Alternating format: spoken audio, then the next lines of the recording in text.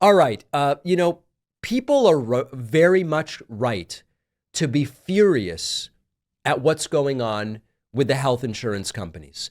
What we can say, of course, I don't support vigilantism. Of course, I don't support criminality, murder, homicide, assassinations. Of course, I don't support any of that. That is not a way to fix systems that I have ever seen work in history.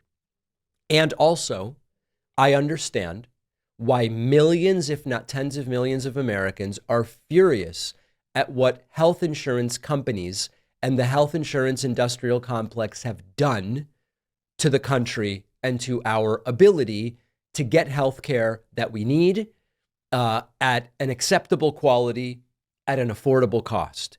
We are now learning about United Healthcare denying the claim of a woman in a coma.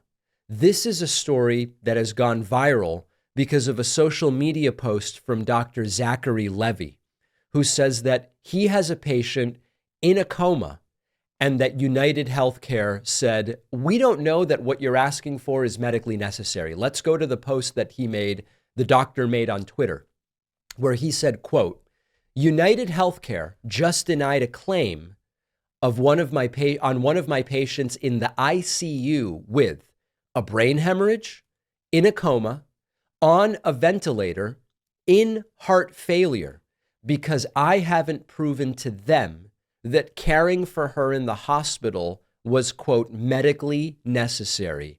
Tear it all down. Dr. Levy went on to say, quote, meanwhile, I've been instructed to write a letter of medical necessity to United Healthcare, and this is all I can come up with. And what he wrote is the following. I'm writing on behalf of my patient to document the medical necessity of being on a ventilator in the intensive care unit for the treatment of their brain hemorrhage, cerebral edema, and respiratory failure. Their treatment was medically necessary to prevent them from dying during this visit. Please contact me if you need anything else. We need a quick approval here. This is the way that it often works. A doctor says, as a doctor with experience doing doctor stuff, here's what the patient needs. And then in comes an insurance company and says, nah. Now, you might soberly say, it's logical that if a company is going to pay for something, that they would have a process for making sure that they are paying for something that is appropriate. Fine. The problem is that the dynamic of this often puts non-doctors on a computer at United Healthcare or Cigna or whoever in a position of saying, I, as a non-doctor, now decide whether the doctor's professional opinion is acceptable to me. What many have found is that when there is such a denial, you say, oh, let me know the name of the doctor who made this decision. They find out it wasn't a doctor at all who actually made the decision. And the fact that this is something people have figured out, that this is a technique sometimes people use to get reversals on these denials, is a sad commentary on the situation that we have. Now, I do want to give you the other side of this whole thing. And this is not a defense. This is just explaining to you sort of like a how we got here. Many of you are familiar with the $50 Tylenol pill in a hospital. Many of you have written to me and said, I got a breakdown of my hospital stay. They charged $50 for a Tylenol pill, which costs, pennies when you go and buy Tylenol at CVS or Duane Reade. An IV bag with saline solution. The hospital charged $300 for that. It's $1 wholesale. Now, why is that? Is it just asshole hospitals? Well, not really. And again, this isn't a defense of the hospitals. It's an explanation of how the system feeds on itself and the hospitals react to the health insurance companies. The health insurance companies then react to the hospitals. When you see a $20 Band-Aid, it reflects not just the cost of the Band-Aid, but it reflects the cost for the billing staff that hospitals have, the medical coders that are required for the hospital to get paid by the health insurance company, compliance with the insurance requirements, the computer and software systems required to interface with the health insurance companies. In a sense, the hospitals charge higher prices to compensate for patients who can't pay their bills. So the fact that there are uninsured people, thanks to our system, or people who will come in and get treatment and never pay, the people who have the health insurance are charged more to compensate for that.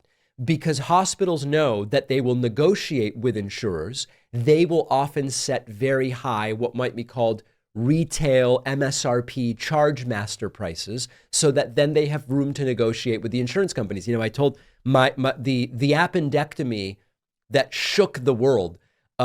Years ago, I had appendicitis and I had an appendectomy, and we looked at my bill with the audience at the time, and it was like $35,000 or something like that. And indeed, there were charges in there. You know, the crackers they gave me in the recovery room were on there, and the one anti-nausea pill that they gave me, it was $70 or all this stuff. But it didn't really matter in the sense that what the hospital was ultimately paid for was what was left of my $2,000 deductible, right? Which I think was like $1,100 at that point in the year, plus a pre-negotiated rate with my insurance company. I think it was like $9,000 or something like that. So they prop up the bill with, we gave him crackers and we gave him this and we gave him that and we dosed him with this other thing. It's $36,000, $37,000. It's already been pre-negotiated. Oh, we've agreed to accept the $9,000 or something like that. And this is all part of it. We also have lack of transparency. Nobody told me in advance appendectomies are $35,000, or your insurance company pays us $9,000. You've got to give us $1,100. That's good. It just doesn't happen. And of course, in an emergency situation, who can shop around anyway, right? That's another broken part of the system.